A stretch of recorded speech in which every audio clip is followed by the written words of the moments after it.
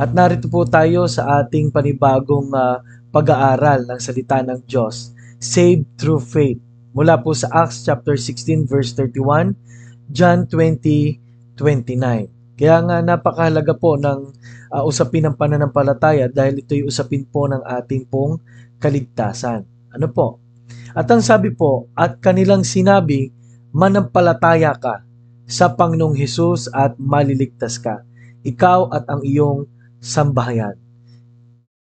Ang sabi pa po ng John 20:29, sinabi sa kanya ni Jesus, sapagkat ako'y nakita mo, ay sumampalataya ka. Mapapalad ang hindi nakakita, gayon may sumasampalataya. Alam niyo po sa Acts chapter 16 verse 31, nakita po natin dito ang uri ng pakipag-usap ni Apostol Pablo sa bantay bilangguan sa Pilipos. Ano po? At alam niyo po, nakita po nila roon ang hindi lang pangangailangan ng seguridad, kundi ang pangangailangan ng kaligtasan. Ano, para po doon sa bantay bilanggo. Siya po naintindihan niya na siya ay nagkasala, ngunit ang pagtitiwala kay Kristo ay napakahalaga. At ito'y sa pamagitan ng pananampalataya. Ang sumunod na talata, ang John 20:29, ay tungkol po kay Thomas na hindi niya naabutan ng Panginoon sa unang pagpapakita niya at sa pangalawa po ay hindi siya makapaniwala na ito na ang Panginoon. At kung hindi pa ilalagay ng Panginoon sa butas ng kanyang pinagpakuan ay hindi po niya talaga kikilalanin siya. Kaya ang sabi ng Panginoon, mapalad ang hindi nakakakita, gayon may sumasampalataya. Mapalad po tayong hindi man natin mismong nahawakan ang kamay ng Panginoon, ngunit atin po siyang pinanampalatayanan. Isang mabigat na katotohanan po ito dahil marami pong tao ngayon ang gusto pong maligtas, ngunit baliktad naman ang kanilang ginagawa sa gawa, ano po, o sa mga uri ng gawa ng tao. Pero may ginawa na kasi si Jesus.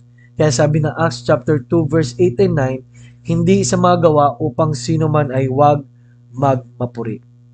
Ano po ang makikita nating aral dito? Number one, ang kanilang pananampalataya ay totoo at uh, genuine. Ano po? Pag sinabing genuine, ito po ay yung inaasahan. Ano po? Mayroong po mga pagkaataon na ang ating ginagawa ay para maganda sa atin, ngunit maaring hindi ito ang inaasahan ng Diyos, no? Ang gusto po ng Diyos ay sa sino mang sumampalataya ay hindi na mapahamak kundi magkaroon ng buhay na walang hanggan. So, sabi ng Hebrews 11:1, faith which depends upon sight is not faith. Ano po? Sabi po ng Hebrews 11:1, ang pananampalataya na hinahangad po sa atin ng Diyos ay hindi po doon sa nakikita, kundi doon sa sinabi na ng Diyos, doon sa ipinakita na ng Diyos sa kanyang salita. Ano po? So, napakahalagang bagay po niyan, no? Totoong pananampalataya po ay trusting God and asking no questions. Ang pananampalataya po, ang isa pang meaning niya ay acting upon reliable information. Pagka halimbawa po, sinabi sa iyo ng isang advertisement na pag sumakay ka dito sa kanilang roller coaster ay safe ka dahil wala pang na-aksidente, maya't maya ay chine-check up. Number 3 ay maganda ang pagkaagawa ng mga inhinyero. Siguro pag sumakay ka, ikaw ay makakaramdam ng kapanatagan. Ano po? Pero pag halimbawa sumakay ka at nabasa mo dun sa mga balita na dito may nalaglag, ito ay hindi gaanong chine-check up at ang nagawa lang nito ay hindi mga eksperto, sigurado ho kakabahan kayo at hindi na kayo sasakay. Ganon din po sa Panginoon, ano? Ang pananampalataya natin is based doon sa pagkakilala na natin sa Kanya. Kung hindi man po, dahil hindi niyo pa po ganong kilala siya, umpisang-umpisa po yung mga, wag niyo po akong ma-misinterpret. Halimbawa, yung mga nang ipinanganak sa mga bansang hindi tinuturo si Kristo, no? Pero pag nabasa nila ang Bible, ay mahayag sa kanila ang katotohanan. Ano po? Kaya magkaroon sila ng totoong pananampalataya, no? Kaya it is based dun sa reliable information ng salita ng Diyos, no? Kaya alam niyo si Satanas po galit po sa Bible. Kaya marami siyang ginawa para masira ito o upang mapaltan ang Biblia. Kaya mas maganda meron tayong tunay na Biblia at nababasa po natin ito.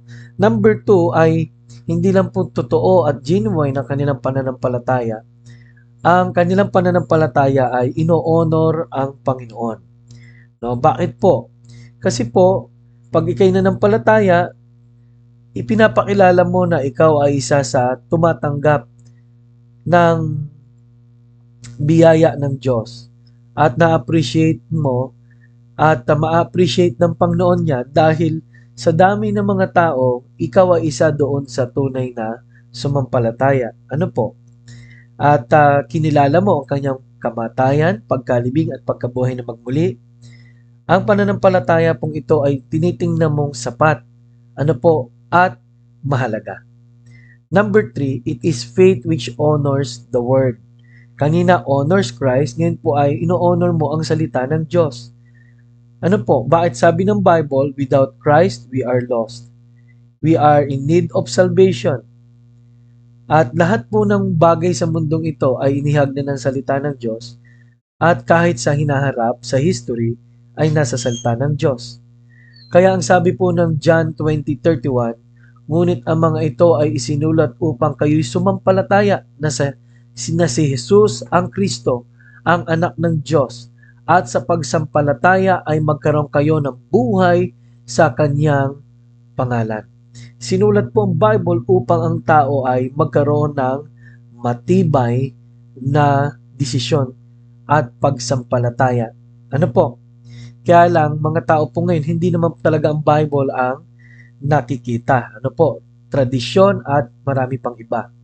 It is faith which leads to sight, to spiritual vision.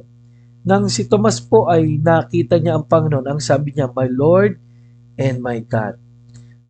Ano po, hindi po siya nagulat, no? Kaya malinaw na yung sinabing my God ay siya talaga ay Diyos. Ano po? John 1:1. In the beginning was God and the Word was with God and the Word was God. Ano po? Ang linaw po doon na ang berbo o ang salita which is Jesus Christ ay Diyos. Ano po? So, ang isang mananampalataya po ay hindi lugi dahil sinisimulan siya sa pananampalataya. At sabi ng Bible, if we have faith, a prayer of faith can move mountains. Ano po? Ang buhay ng pananampalataya ay nagsimula sa salvation ng isang Kristiyanong nanampalataya. Number 5, theirs is faith which leads to justification and salvation. Ano pong sabi po ng Acts 16:31? Believe on the Lord Jesus Christ and thou shalt be saved. Believe on the Lord Jesus Christ and thou shalt be saved. So ang pananampalataya po na sinabi rito, manampalataya ka at ikaw ay maliligtas, ay inaring ganap tayo at iniligtas. Kaya sa umaga pong ito, bakit di po tayo magpasalamat sa Panginoon? Pangalawa ay kamusta po ang ating pananampalataya? Ano po? At ulitin lang po natin no, mula sa 1. Ang linaw po rito, their faith is real and genuine. Theirs is a faith that honors Christ. It is faith which honors the Word. It is faith which leads to sight, to spiritual vision. Theirs is faith which leads to justification and salvation. Nawa po ay naranasan na natin, saved through faith. Maraming salamat po. At ito po si Pastor Paul Borja nagsasabing, kailangan natin ang Panginoon. Tayo po ay manalangin.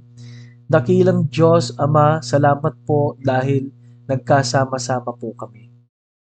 Panginoon, hindi ko po alam kung anong pinagdadaanan ng bawat isa, but by faith, ang sabi po ng iyong salita, a prayer of faith, sabihin mo sa bundok na ito ay lumipat, ay ibig sabihin po, kaya maghimala ng Diyos, walang imposible sa Diyos, at Madali lang manalangin.